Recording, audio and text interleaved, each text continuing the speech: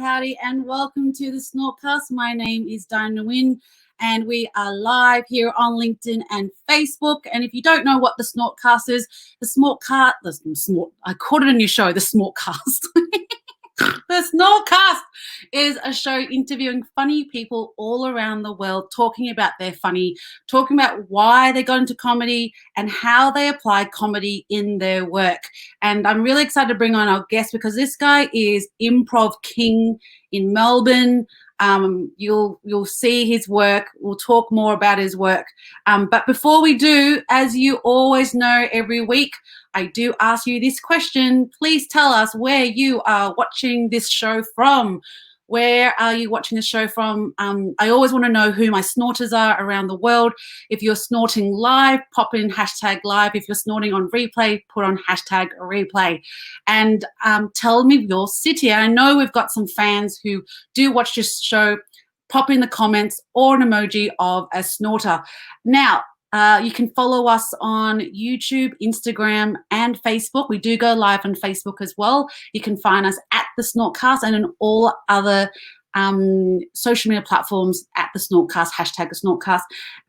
And I want to say thank you to my Patreon community for supporting me to make this happen every week. It's really lovely when people donate money into your account every month and say, we want you to keep doing what you're doing, which is bring joy and laughter and to understand more about comedy. Because the reason why I started the SnortCast was because I had a lot of friends who are unemployed, who are struggling at the moment because our biggest game changer of the year was Melbourne Comedy Festival, and it got cancelled. And I really wanted these artists to talk about process, why, how they do their work. So thank you so much to my Patreon community, and please tell us where you are snorting from.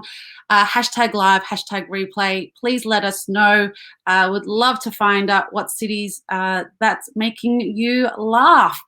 All right, so I'm going to bring on my guest, but before I do, I always do an extensive bio of their work so that you get to know who they are. So Jason Geary has been working in Australian comedy for over 20 years, from TV, film, and extensive stage resume. He is the king of improvisation. I've seen his work, and he's also, if you're from Australia, you know this too. He was like the face of iSelect commercials and made a lot of money from it. So, and no artist is jealous of that at all. No, but he has worked really hard, and he's able to not just act, but he also writes as well. So he released his first ever book during a pandemic. It's called Lost and Found, Magical Stories from Melbourne. I've got a copy. I will be reading it, but we'll be talking about, what does it take, to write a book during a pandemic? And do you actually write more because you're in lockdown? Because, in Melbourne, we've been locked down. And he has a podcast called The Dictionary of Moments with Rick and Carl. They're on their 304th episode. I'm on my 33rd episode. So I'm going to find out a lot more how to run and maintain a podcast. And, as you know, I always want to share the work that these artists do so that you get to see how they work, because every artist is different. So this is Jason, and let's check out his work. All right to go? Good. Firstly, let me just say how disappointed I am that some people still aren't taking COVID seriously. We've tried being nice, we've tried fines, and now we're trying wolves. Wolves? Yes, that's right. We're updating some of the language around COVID because some people just don't get it. In the last 24 hours, we have recorded 165 new wolf attacks. Now, that is a worrying spike in wolf attacks. Now, some of these wolf attacks have come from known packs, but what is of great concern is that a few of these have just come out of nowhere. Okay, so how do we protect ourselves and our families from wolf attack? Stay home. And if you must go out, do not gather in herds. Any progress on a cure for wolves? Well, there is no silver bullet. What about a silver bullet? What? can I get my gun and hunt the wolves? It's a metaphor. I don't care what breed it is. Can I shoot the wolves? All right, next question. What do you say to people that say that wolves are slow and they'll only catch the elderly? Well, we are all at risk, and we are all. All right. Well, if you want to find out more, you can check it out. It's on YouTube. We'll put the link later. Please welcome Jason Geary. Hello, everyone. Thank you. That's enough. Thank you. I have to imagine my applause this year. You do. You have to do that. Welcome to the show, Jason. Can you tell us who you are in 4 sentences? My name is Jason Geary. I'm an improviser, writer, comedian, actor, not necessarily in that order. I enjoy working in the arts, and I enjoy making people laugh. And that Is you that do. That's 4. Yeah, that's pretty 4. That's pretty sharp. It's pitching. Yes. Got it right. And knowing more about you with your bio and your 4-sentence pitch, well, you've already written a book, but if you had to write a memoir, what would be the title of your memoir? Mistakes I made, some of which I regret. What have you regretted? What's Wait for the book. It's they need to be edited first, those stories. The ones I regret anyway. And thank you to our snorters for watching the show. Please let us know where you're watching the show from. And we just want to say thank you to our audience. We've got Istanbul. Thanks for coming, watching the show. We've got Germany. Been to Istanbul. India. We've got Melbourne. Thanks, Melbourne. Indigo. We've got Netherlands. Thank you for joining Netherlands. We've got Sierra Leone. There you go. We always need laughter. Bendigo, Sierra Leone. Thanks for joining. Thanks for coming on, because we're going to talk to Jason about his work. Now, before we go into your work, what was your first memory of comedy in your life as a child?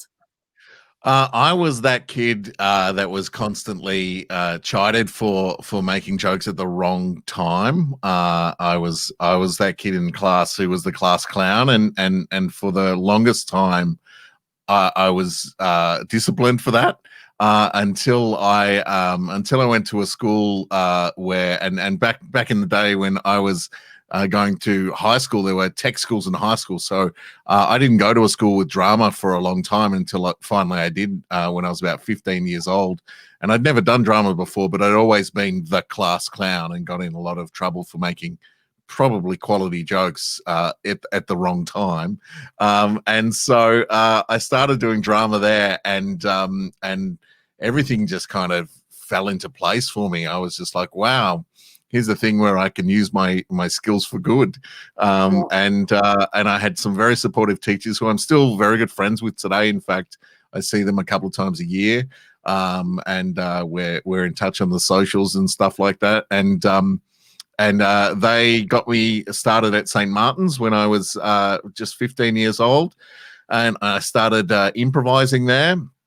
And the rest is history. I fell in love with improvisation. I fell in love with being, really on the spot and making stuff up and doing the scenes. I fell in love with theatre sports. I fell in love with making people laugh and having some structure around that was the first step on the journey, really. So I still remember the very first laugh I got in theatre sports in a show.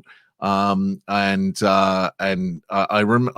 forget about 1 million laughs since, but I still remember that very first laugh that I first got. It was the opening of Pandora's box, I guess. And can we dissect the class clown?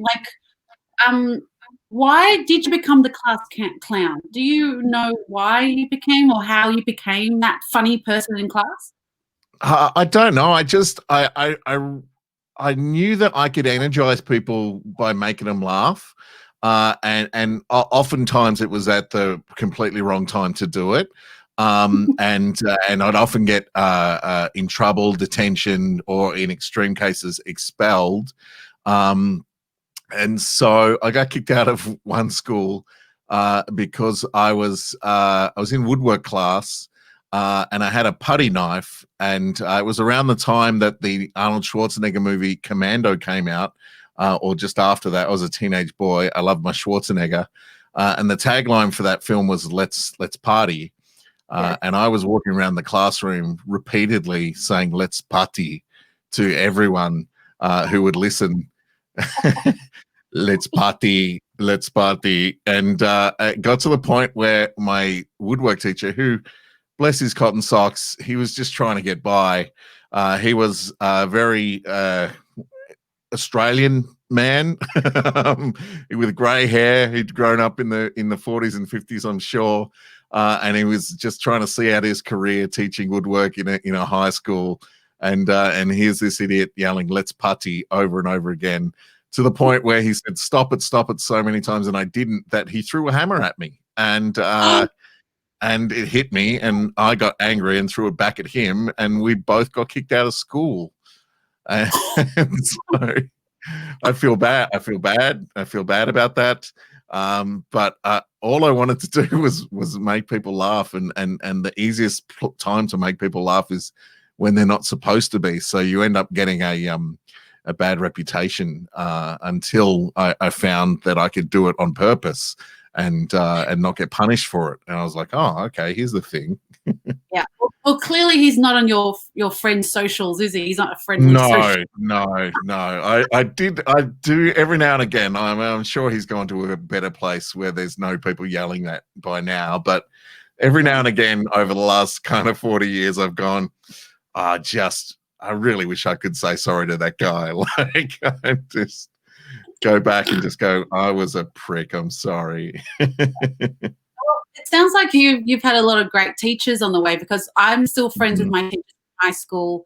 It's like especially my two drama teachers. Kind of steered the way. And like St. Martin's, for our audience, it's a theatre school in South Yarra. Yeah, it's based in South Yarra. I think they have campuses other side of the river as well, in Northcote and a couple of other places now. But basically, the theatre itself and probably back when you and I were there is based in South Yarra. Yeah. There you go. And while I want to ask my audience who are watching, who is your favorite comedian? And while they think about that and type it in, Jason, who inspires your comedy? Like, who got you to go into comedy and inspires you now? Look, along the way, I've had the pleasure of, like, just thinking locally to start with.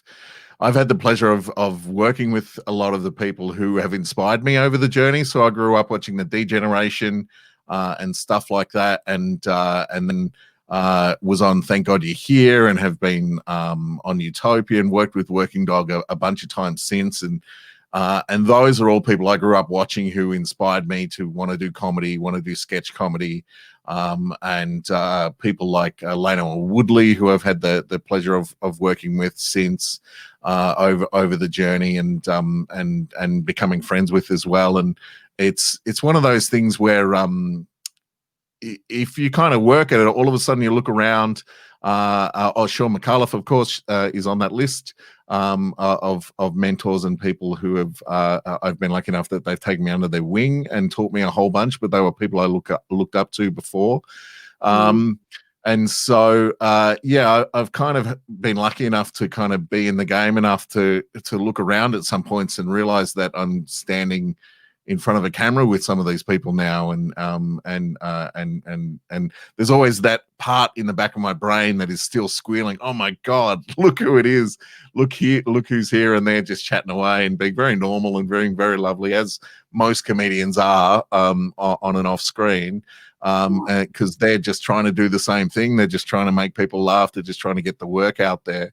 So those kind of people, those kind of early 90s comedians who I grew up watching, I've had the pleasure of working with.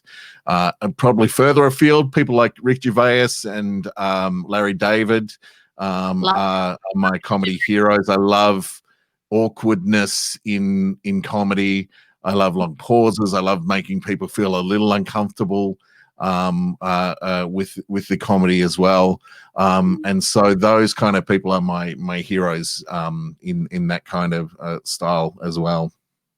And look, a style of comedy that you're very good at is improvisation. And you were Yes, you called me the king. I don't know about that. you were on the block as well. Do you remember that? Yeah, I was on the block. Yeah. That was a sponsorship deal through iSelect, I think. So it was yeah, look, it's been a long journey, and I'm still happy to be to be plugging away on it as well, and getting to work with and meet my heroes. Yeah. No, let's talk about that awkward silence, because improv is all about that, isn't it? Yeah, improv is about it's awkward silence on Zooms. Improv is about listening. A lot of people think that improvisation is about being really quick-witted and funny. Now that helps, but it's not about being fast. It's about listening and understanding where the scene's going, where the story is going, where the characters are going, and deliberately kind of putting in those or the jokes or the narrative points that are going to take the scene in interesting ways, rather than kind of going at a breakneck speed and just kind of being kind of out of control when you improvise. A lot of people new to it or don't understand it, see it being very quick.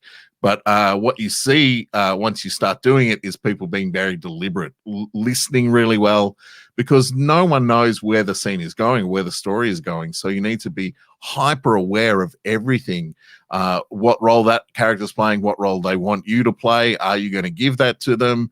A whole bunch of narrative and character dynamics that are happening in the moment are at play as well. So when you see improvisation really flying, all of those things, all those balls are in the air at the same time, and it's an absolute joy to watch, and it's an absolute joy to kind of be in. You get into this flow state of kind of seeing everything, and it's like a matrix of things that come down. It's like, all right, and character joke here. All right, let's leave this a bit longer here and there. And yeah, it's a wonderful kind of flow state to be in. You're an improviser as well. I am. Yeah, I do. Well, we share a little history, which is used to be part of Melbourne Playback, which is improvisation, but for people's stories. Though we don't make up stories, and that's one skill to have, but to also have a skill where you have a stimulus, which is what Improv Melbourne do, is they get a stimulus, an idea, a genre, and then they kind of go deep, don't you? Yeah. So we'll play out long form improvisation. So we'll do like a crime story in over 2 acts, and do like a completely improvised play, or improvised soap opera, or improvised Shakespearean plays. So we do short form games like you might see on Whose Line Is It Anyway, or things like that. But we also do longer, more theatrical comedy and serious drama based stuff as well. What I loved about playback, though, that I learned from there that I haven't learned from anywhere else in improvisation, is how to listen to stories, how to hear a story and find the subtext in it, and find the value of what's not being told by the storyteller, and learning to listen like that, and then applying that to regular improv has been a real gift as well, because you hear things that other people kind of miss because you're listening in a different way. It's a double skill you got there. I think you just said it. It's a double skill. It's a double skill. All right, I'm the king of improv. No, it's if you want, you mentioned a couple of podcasts I have. Good. I have an improvisation podcast. If anyone wants to go deep about the theory of improvisation, I have a podcast with a guy called Dave Morris, who's an improviser from Canada. And at the start of this year, I was meant to go to his festival and co-direct it, and it was going to be exciting, an international ensemble coming together. And then COVID happened, and the festival didn't happen. So as a conciliatory prize, we decided to start a podcast together.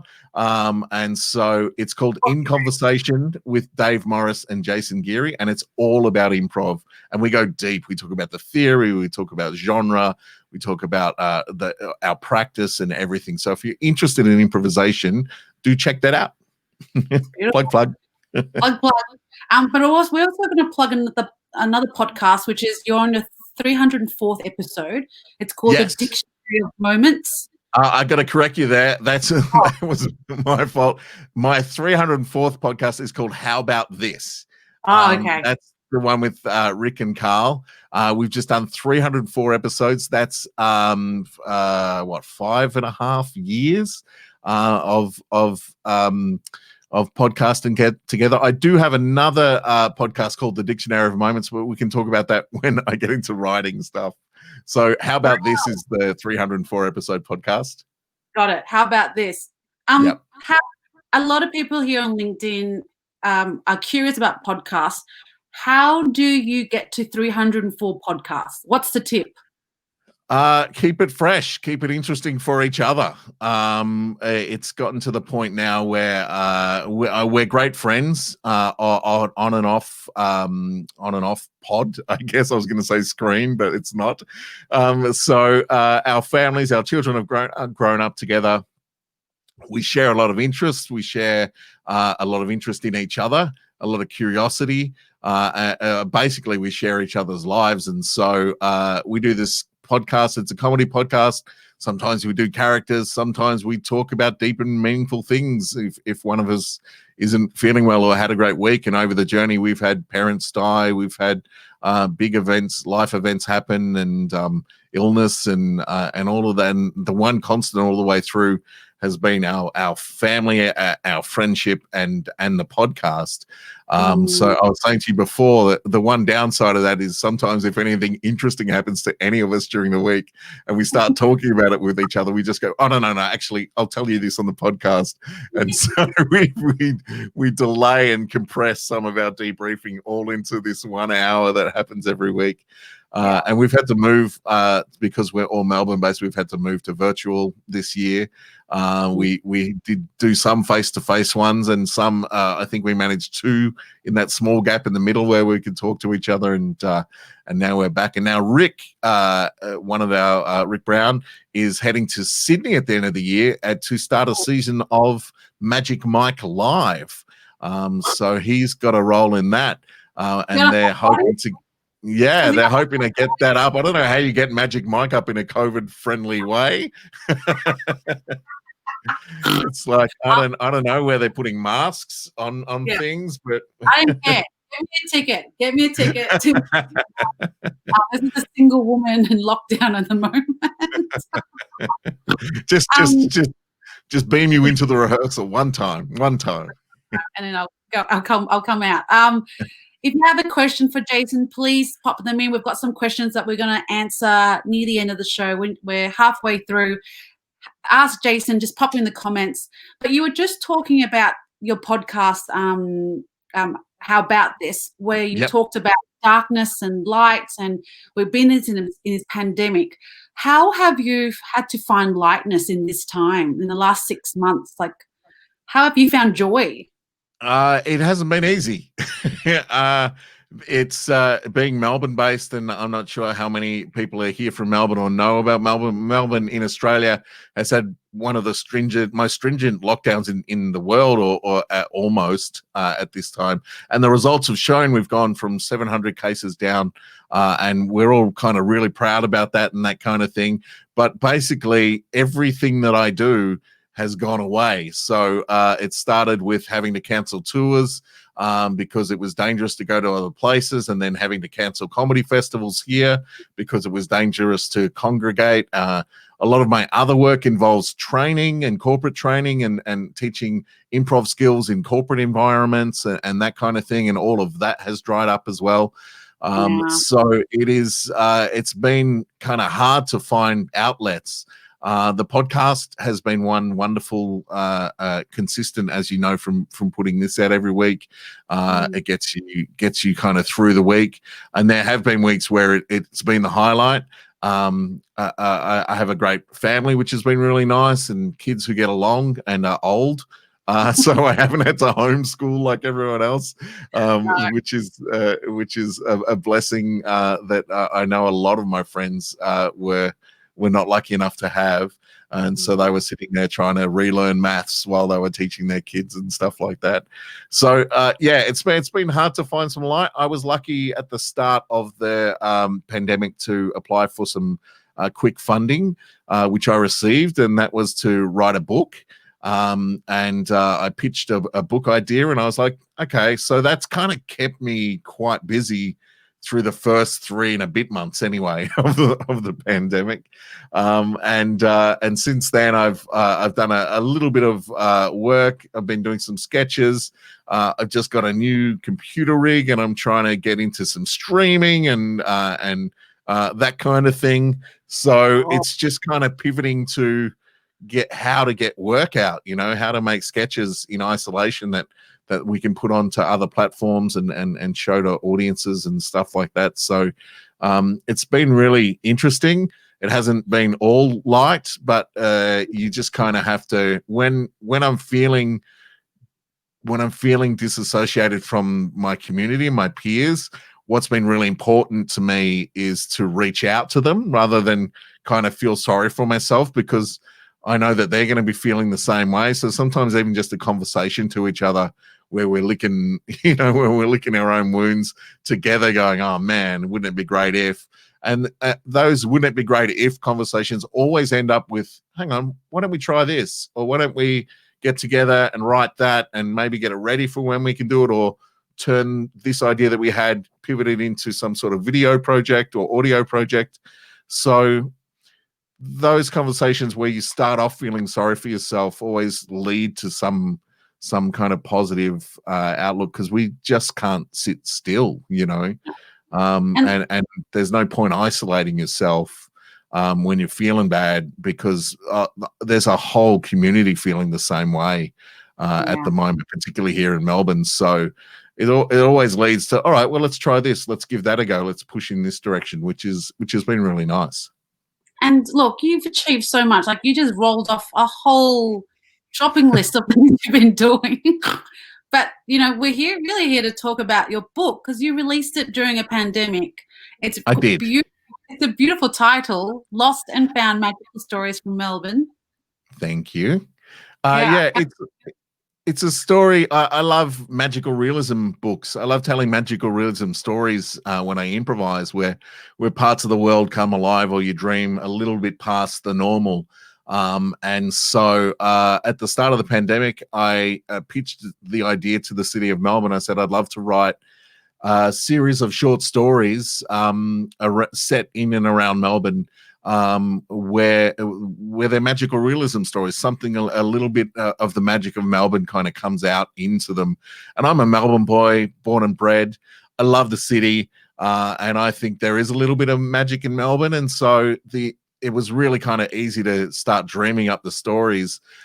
What I thought I'd be able to do, though, is go out into Melbourne and kind of sit in these spaces where I wanted to write the stories and experience them a bit more. But as we went further and further into the pandemic, the lockdown got stricter and stricter and stricter, and I ended up just like using Google Maps like a freak, and just like I couldn't leave my house to go to these spaces I wanted to do.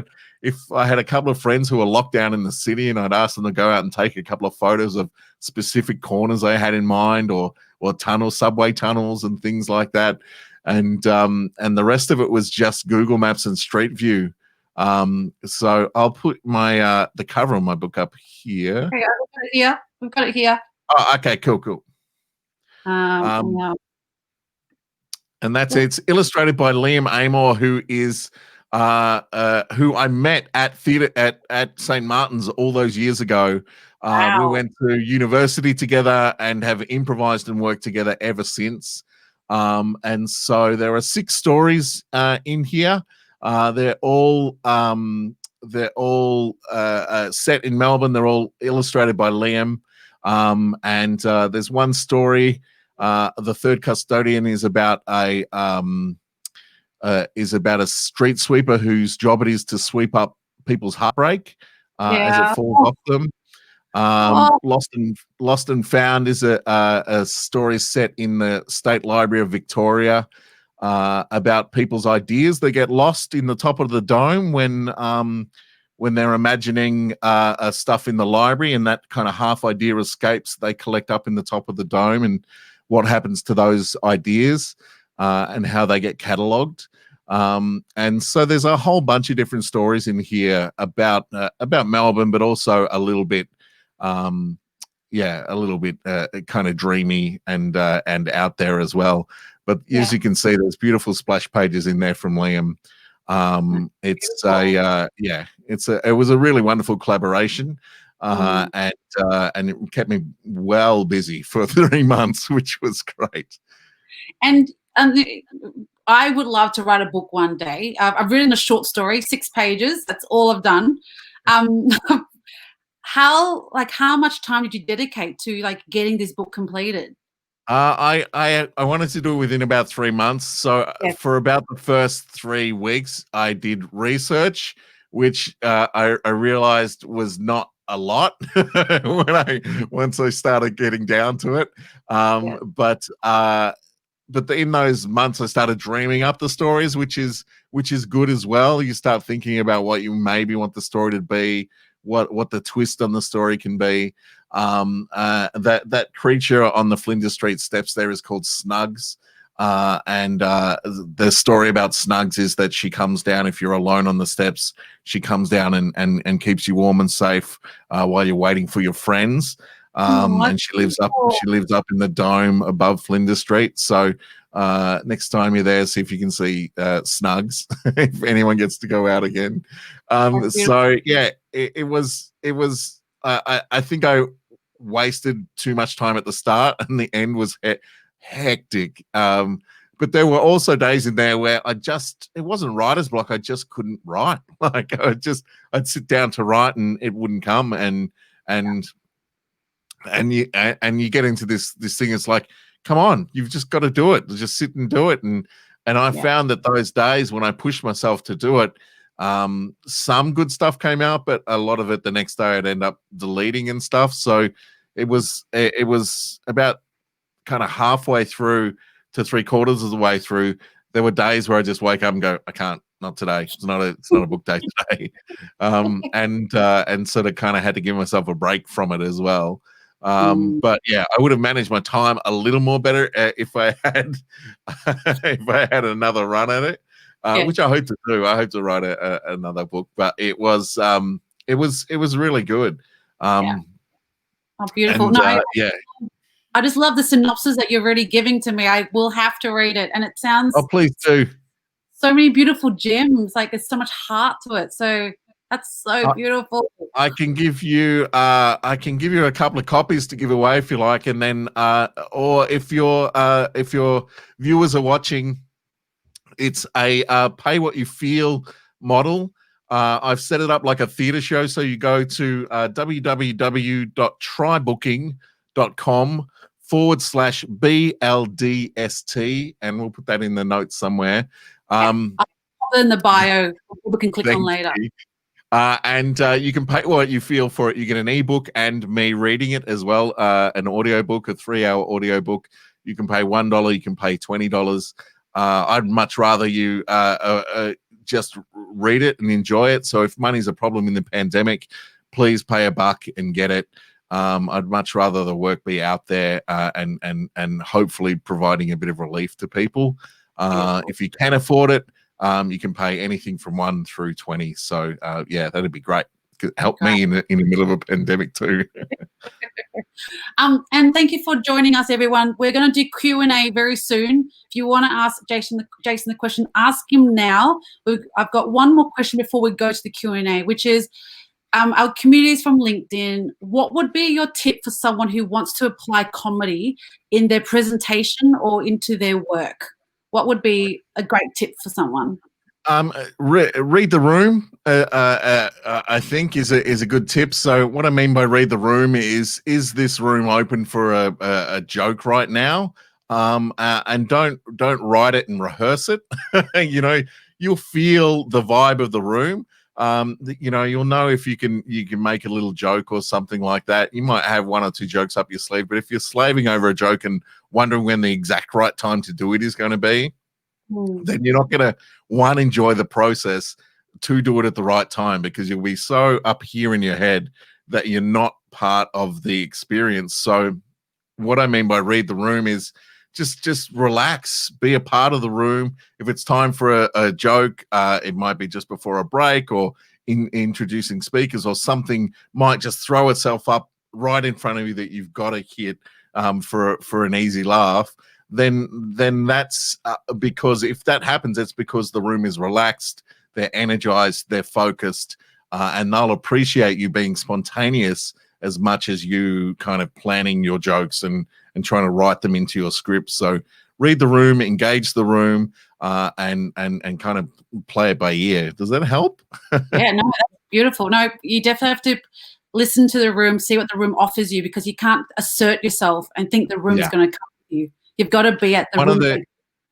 One of the best pieces of advice I ever got, and this goes to all comedians, all performers, and presenters as well, is all we've got to do when we get up on stage is create like a U shape, right? Like this.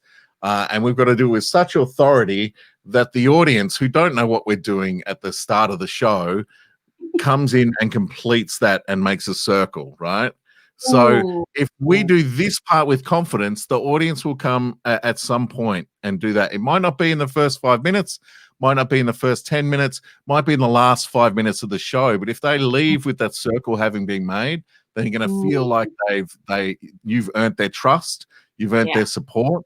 And a lot of people will go out and try and blast that whole circle kind of onto the audience, and they'll sit back and not feel it. But if you concentrate on this, then the audience will come, and sometimes they might. 9 out of 10 times it'll happen. The one time it won't happen, but that's just that one time. So just let the audience come to you. Just do what you do with confidence, because you know your work. If you're presenting, then you should know your work. Same with comedians. If you're doing comedy, you should know your material. Even if you're trying new stuff, trust yourself, trust your skills. If you're improvising, go at it. Know your basics, all of that sort of stuff, so the audience want to join you. When they come into a conference, when they come into an audience, when they sit down in the dark or sit down around their tables, they want to be a part of it. They want to engage with you. So to leave room for that, just be confident and leave room for them to join you. I love it. I love it. Don't come in a full circle. That's a great tip. That's a great tip. And so we've got our audience asking a question here, which is, Jason, can you please tell us what is that you lost and found to inspire the title? The title comes from one of the titles of the story. Up until just before the book was published, it was going to be called Between Overpasses and Alleyways, Magical Stories from Melbourne. And one of the stories is called Lost and Found, and that's the story about people who lose ideas. So in those moments where you're like, what was I thinking about? The story is that it gets the ideas get lost and they get found and collected and collated and cataloged. And so that story just kind of felt right, and the title felt a little less kind of convoluted than that. And so Lost and Found, that's what was Lost and Found, to inspire the title's ideas. Because I was if anyone's ever been to the State Library of Victoria, we have a reading room there. It's a gigantic 3-story beautiful dome, and this story is set completely inside that dome, in that room, at 3 a.m. in the morning, when they go in there to collect all the lost ideas. And so that's ideas were lost and found. That's beautiful. We've got Keith from USA watching in. Thanks for joining. We've got Rim saying, nice background there, Jason. I think it's just a black cloth and one light. That's all it is. I expect some hands just to come out and go like this. We've got Greece and Pakistan and Tanzania. Thanks for joining. And Greece is a great place. They're just having conversation with themselves. Let's not mind them. I can't pronounce his name. Is it Janos? Jason, has drama class helped you with your emotional intelligence or made you more of a comedian? That's a great question. I think it helped me with my emotional intelligence. One thing that drama class gave me was empathy, which is why I'd love to apologize to that teacher I was talking about now before. I think there's a lot to be said about empathy in comedy, and I think again it goes back to inviting the audience into your world, your stories, your experience. And understanding that we've all got more in common than we do differently, even if we're from different parts of the world. That is a key to comedy, is understanding that we all feel these ways in this situation or that situation. And it's not universal by any means, but there's a large Venn diagram that overcrosses that. And so I think the emotional intelligence has informed my comedy more than the other way around. Beautiful. And thanks for that question. I love questions when Yeah, I love great my guests think a lot more. Another question, and I'll direct this to Jason because you're my guest. When a child does not want to stop crying, what joke do you tell them? Look, I'm going to go straight for pull my finger. Like that's all I got for a kid. Is that from past? I can't get him with pull my finger and a fart joke. That's it. We've got nothing left really. There you go. Hugo Egan wrote Norman Gunston. I think that must be a comedian. Yes, and probably an influence. I was younger when Norman Gunston was a character on the Auntie Jack show, but certainly some of the first sketch comedy that I saw and became aware of. And I think I was a bit too young to get it fully, but of course, since I've grown up and know what a wonderful, satirical, beautiful character he was very. He was almost like a precursor to a Borat or something like that in terms he wasn't that crude, but he would fly under people's radar. He was so disarming, the character, and he would interview people. And so you would get a really interesting responses out of people because the person interviewing him, the fictional character interviewing them was so disarming. And I think I learned a little from Norman Gunston back in the day, but yeah, more appreciate it as an adult. But I certainly remember seeing him as a kid. That's great. And we've got Emma saying she met you at the Block Open House one year. That was a long day of photographs, so I wonder if I still think about that every once in a while. I think about if anyone, like people would stand in line to get photos with me, and I was like, this is weird. And then, and so I don't know if anyone has any of the photos that they did, but hopefully they had a good time. Right. Well, Emma did. She's remembered it.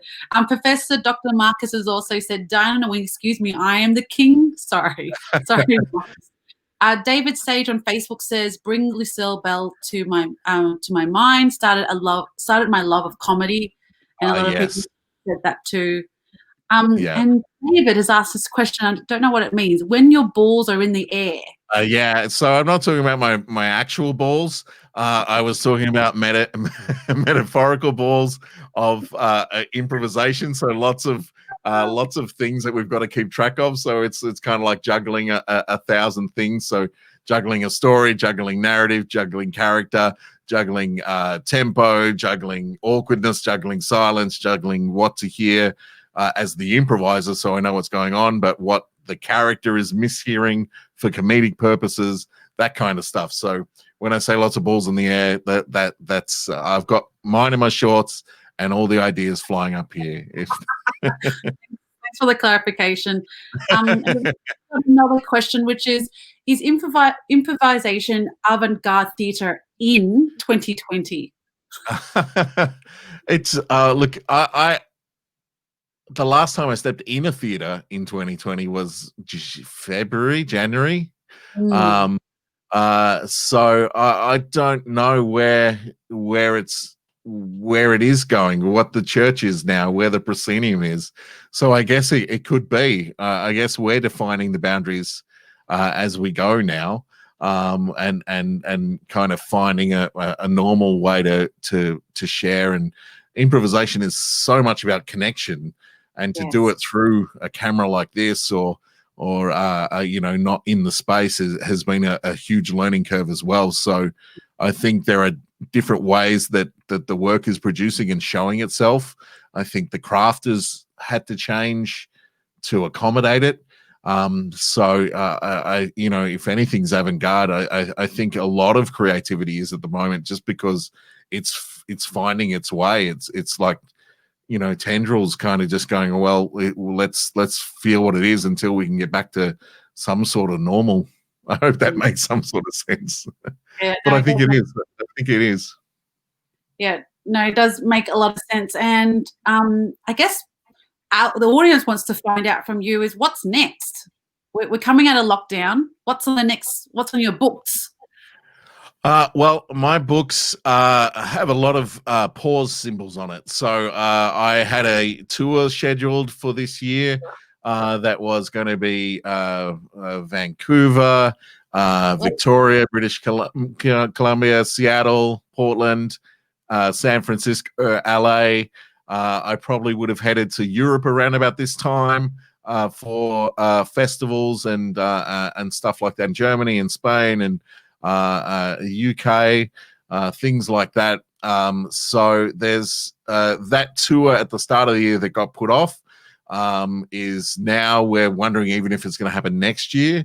But basically, once things can get back to normal, all those pause buttons will come off, and hopefully I'll be able to travel and teach and perform all around the world again, and do shows here in Melbourne, of course. I'm always out a couple of nights a week here in Melbourne at local rooms, doing comedy, doing improv, sketch, that kind of stuff as well. So hopefully that normal can go back again too.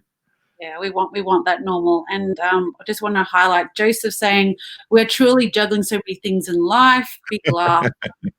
And he said, I fully agree with you, Jason, here. Improvisation is all about connection.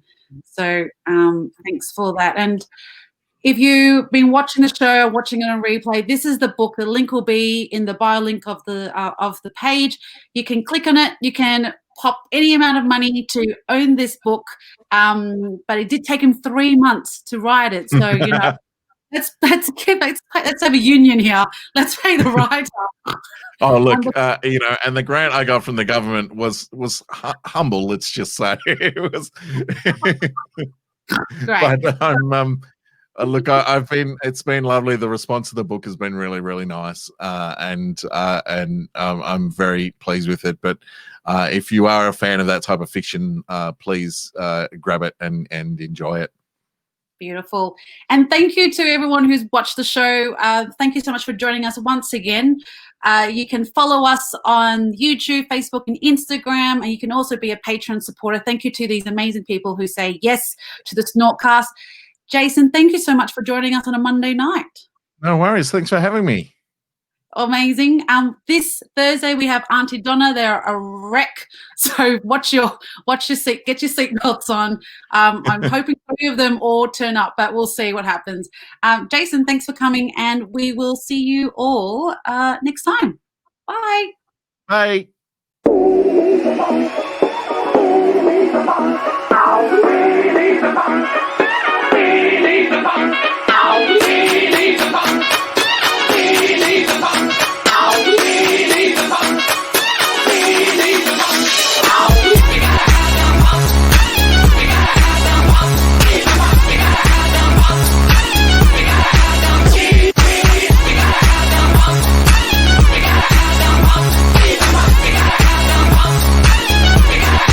Yeah, baby.